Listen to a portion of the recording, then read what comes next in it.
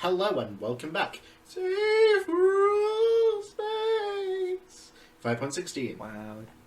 You won't get that on another web serial. In fact, for that alone, you should go check out the book and support the official release. It's not out yet. Well, yeah, but when it is out... Yeah, I just maybe readying. leave in the Aetheral Space Discord channel what characters you would like to see little extra stories Oh, on. I already see a dragon here, Tanhony. Well, you're using a head? You're using a head? Go back. Go back to start, I'm going to show you a secret trick. I'm pressing Control F and I'm typing dragon. Cool, good for you. Looks all good. You should try it sometime. Sorry, I work for a living. Oh, shit! My job starts next week. That's why we have to do this bulk recording. Man. Can't believe it. All I've done is support his streams, and this is how he treats me, guys. I'm beaten and abused in the corner. Because he said one quip. Welcome back. Yeah, welcome back to Aetheral Space. You don't need a freaking recap. You want to recap? Watch the last episode. Want to recap? Get religion. Yeah, I don't even know what... Maybe Jesus can give you a recap, but not us. Oh my god. Alright, we should just read the fucking thing. Yeah. Dragon blinked as the bald woman came flying out of the tent, landing in an undignified pile a short distance away. He exchanged a glance with Bruno, who was standing next to his bulky antique chair. Bruno shrugged. As signals went, it didn't get any more blatant than that. Bruno dropped to the ground, pulling their two rebel escorts down with him, and in that same moment, Dragon fired his Gemini shotgun in all directions. 6 shots hitting 6 targets. The closest guards surrounding their group dropped to the ground, some clutching their injuries, others falling still. Those remaining raised their weapons, faces pale, eyes flicking between the tent and Dragon. Did they rush to protect their leader, or did they eliminate the immediate threat? Dragon didn't envy having to make that decision. It seemed they intended... Well, why, Dragon? Yours is simple. You would just protect yourself. It seemed they intended to split the difference. A fair number of the guards rushed at Dragon. Swords and spears pointed at his body lounging in the chair, while a few others ran for the tent, using the first group as cover. Dragon's eyes... You see, this is so funny to me because Dragon's Aether is like the shittiest shit of the runt, but because these people don't have, like, Aether, he's suddenly become, like, good. Because even just the most minor enforcement... Yeah, well, like, even just his, like, comparatively minor enforcement to other Aether users to these guys makes him, like, godlike. Dragon's eyes flicked up again to look at the person standing next to him. Serena, he said seriously, go wild. Bruno's face spread into Serena's grin. Finally, she said, briefly stretching as the guards came to them. It was so boring having to watch all that. One of the guard's swords came towards Dragon's face. His heart skipped a beat, but in the second before it made contact, Serena punched the blade with an Aether-infused fist. The weapon went flying off, sailing end over end until it stuck itself into a far-off tent post. Guardian entity! Dragon heard, the bald woman on the ground picking herself up off the ground. Rokurokubi! The bald woman was still facing the tent, completely ignoring the conflict outside. Sickly green aether coalesced around the woman's right shoulder, materializing a creature that at first seemed like a giant leech, until a fanged skull burst out from its slimy folds and rushed towards the command tent, connected to the main body by an impossibly long and flexile neck. Serena, said Dragon hurriedly. They couldn't afford for Ruth to get overwhelmed. Stop messing around. Deal with the enemy the way we talked about. You're so bossy, Serena frowned, casually stepping out of the way of a guard's strike and then kneeing him in the groin. But okay. Serena lashed out twice with her fists, punching right through the back of Dragon's antique chair, reaching the pile of stones hidden inside. Violet aether danced around Serena's fingers as she pulled the stone free, the rocks already cracking and fusing into twin greatswords. The long-necked guardian entity was already dissipating. Ruth must have dispatched it from inside the tent, but there was no shortage of other targets for Serena to go after. The girl grinned. Dragon almost felt sorry for them. Strong. Ruth dodged backwards, narrowly avoiding a downward strike of the shamisen from Nail Mandarin as she landed into a perch on what remained of the long table. Red aether danced around both of them, coiling around Ruth's armor and winding around Nail's instrument. Lily had told her that Nail Mandarin's skull had given him some sort of a reputation as a warrior. My skull? Skill. Yeah, I got confused. Something of a reputation as a warrior, but Ruth had taken that with a pinch of salt. The people of this planet didn't even fully understand how to use their aether. How tough could they themselves be? Pretty tough, as it turned out. The shamisen in Nail's hands hadn't shown any special abilities, anything that set it apart from a normal musical instrument, yet its wielder was using it to keep pace with Ruth. Scratch that, more than keep pace. He was dictating it, forcing her onto the back foot. There was a snap as Nail's remaining aide, the woman in the green poncho, fired another arrow at Ruth. She didn't bother to dodge. Instead, she simply demanifested her mask and caught the projectile. A little extra, Ruth. Demanifested her mask and caught the projectile between her teeth, aether sparking around her molars. The woman's eyes widened, just fractionally. Ruth answered that with a grin that snapped the arrow in half. Nail Mandarin hadn't pursued... That's a cool visual. Nail Mandarin hadn't pursued her. He just stood there in the same position, shamisen held in front of him with both hands. It was sort of funny. That was definitely a musical instrument, but the way Nail held it, you could believe it had been designed as a weapon from the start. He had that kind of dignity. "My name is Nail Mandarin," he declared. Apparently, he'd taken her removing the mask as a prompt to introduce himself. "Regulator, first class. I demand you name yourself as well." There was no harm in it, and it could serve as a useful distraction. "Ruth," she rasped, spitting out the arrow. Nail's eyes flicked up, glancing at her bare head. "You are another outsider, then. You see more depth than your companions. There is a killer behind your eyes." He was right. She was a killer. It was all she was good for. "No, Ruth, you're a person. We love you." Trying to be anything else, do anything else, had only resulted in humiliation. She could only do this one thing, so she'd do it right this time. The aide took a step closer to Nail, suddenly tugging on his sleeve. He shook his head, eyes still fixed on Ruth. "No," he said. "I'm sorry, Greena, but I will not flee. Should I turn my back on this person, I'd be dead before I took a step." Ruth would need full focus when fighting Nail. Even without Aether, he was smart enough to predict and intercept her attacks. She couldn't be worrying about the aides, Greena's arrows. That woman would have to be taken out first.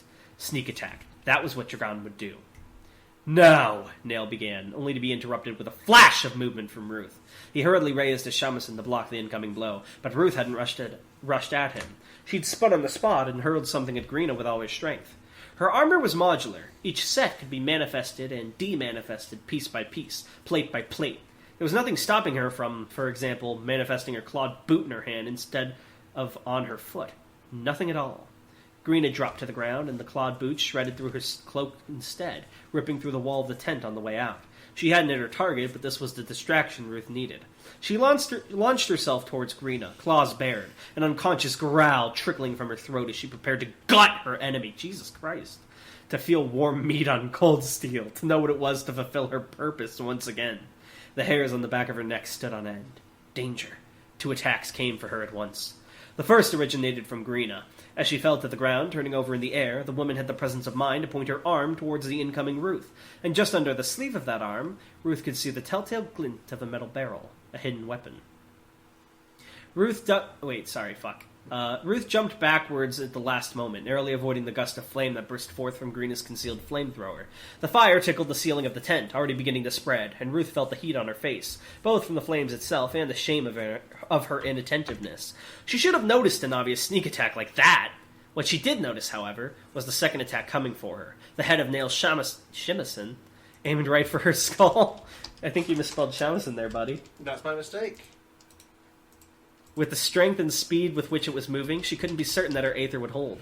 Best to dodge, but the flames would made that risky too.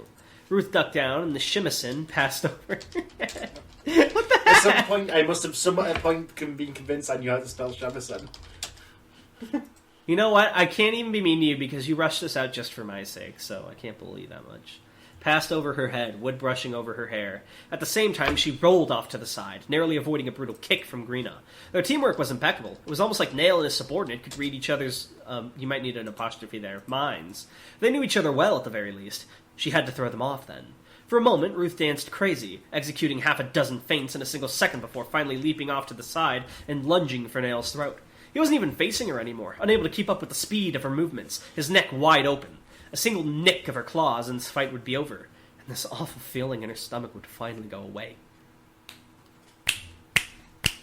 Ruth's claws came to a halt inches from Nail's jugular, so suddenly it was like they'd hit a brick wall. I hope my snaps picked up on the mic. Yeah, I didn't actually hear that. Okay, snap, snap, snap. You get it. She tried to thrust then forward. Thrust then forward? She tried to thrust them forward again to cross that tiny distance, but even with all her strength, the only sign of her effort was the slightest tremor of her hand. Something had wrapped itself around her claw. I knew it! The strings of the instrument! 3 silver shining cords of steel wrapped around her gauntlet, holding it in place with incredible power. Ruth's eyes tracked the length of the strings to their source. Nail shamisen, of course. Don't you mean shamisen, Smile? The snap she'd heard, they'd been the strings of that musical instrument, breaking free to intercept her attack. Nail Mandarin had more tricks than she'd expected. She could hear Greena standing up behind her, the clink of her flamethrower being pointed in her direction. And in the same moment, she felt the cords around her hand tighten as Nail swung the shamisen, dragging her along with it. This was going to suck. Alright, popcorn, my throat's like on fire. No worries. This bold woman was more annoying than Dragon had anticipated.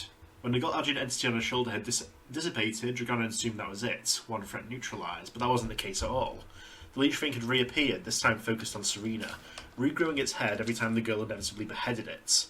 Serena danced through the grass, twin greatswords slicing through the air as she beheaded and beheaded, the numerous skulls that the Guardian entity produced flying through the air. Flying up in the air, that's probably a better description. Each and every one dissipated before hitting the ground, reduced to nothing but sparks of aether. He glanced behind him at the two rebels they'd brought along with them. Don't stop, he commanded, no matter what. Got it? The two took a split... Wait, what? What? Is that Bruno talking, even though it's Serena dancing? No, Dragon. Oh, I'm stupid. I'm sorry. The two took a split-second break from hurling stones at Dragon to nod, tears in their eyes. That split-second break... The split-second break was sort of the opposite of what Dragon had just said, but he was willing to look past that. Seriously though, had these people ever been in a fight before? What kind of resistance was this? You heard him, keep throwing, idiots! One called to the other, not throwing as he did so. You keep throwing, moron! She cried back, doing much the same. I love Cal as an Aetheral space. Dragon was simply filled with faith in humanity. They had pretty good throwing arms at least. The pebbles they threw at Dragon were quickly absorbed into his Gemini shotgun, and from there they could be rapid-fired at any rank-and-file soldiers brave enough to try attacking them. With the three of them, it was almost like they'd formed a human Gatling gun. He couldn't risk fire at the Guardian Entity user, however. Serena was constantly getting in the way, and he didn't want to risk hitting her and Bruno with his attacks. Have you ever seen the movie Elf? Yeah. You know the scene where Will Ferrell makes the snowballs and starts just... Yeah. That's what I'm imagining as they throw the pebbles. Dragon I love how part of Dragon's standard strategy would be throw shit at me. Yeah. Still, they were no doubt getting tired, constantly attacking for so long. Serena, he called out. You know what? I'm so sorry for interrupting again. We're trying to get through these. Would Dragon be powerful in the rain? Because rain falls pretty fast, and if he infuses it with Aether and then it goes faster, at his current I feel like Dragon would be OP the in rain. Wouldn't be very strong because it's just water. It'd be like a hail of little needles. Yeah. But it's all you'd have to do is use Aether to it, because you can use Aether. But you can use Aether to alter properties, right? All you'd have to do is change it to little ice shards and fling them back with more that would be a different technique. I guess, yeah. Work on that, Dragon. I've got something there. Serena, he called out as he fired a volley of suppressive fire towards a group of nearby archers. The heads are disposable. Go for the main body on her shoulder. Serena steps backwards, narrowly avoiding the lunge of a head intent on snapping its jaws around her side. She glanced towards Dragon, eyes filled with wonder at the statement. The heads are disposable? She whispered, narrowly avoiding another attempted bite. Just like a snake. That wasn't how snakes worked, and Serena knew full well that wasn't how snakes worked, but Dragon wasn't going to argue the point. Yes, Serena, he said, just like a snake. So go kill it like a snake.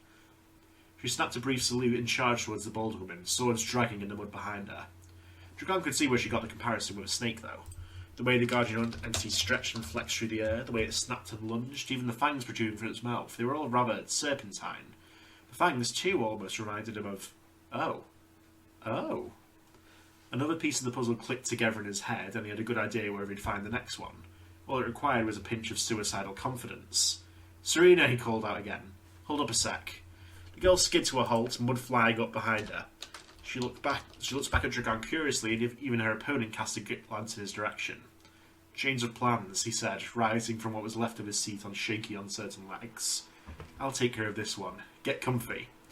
A grin spread across his face. It was time for a science experiment. I feel like she had it, Dragon. I don't think you needed to do that, Dragon. It was time for a science experiment, though.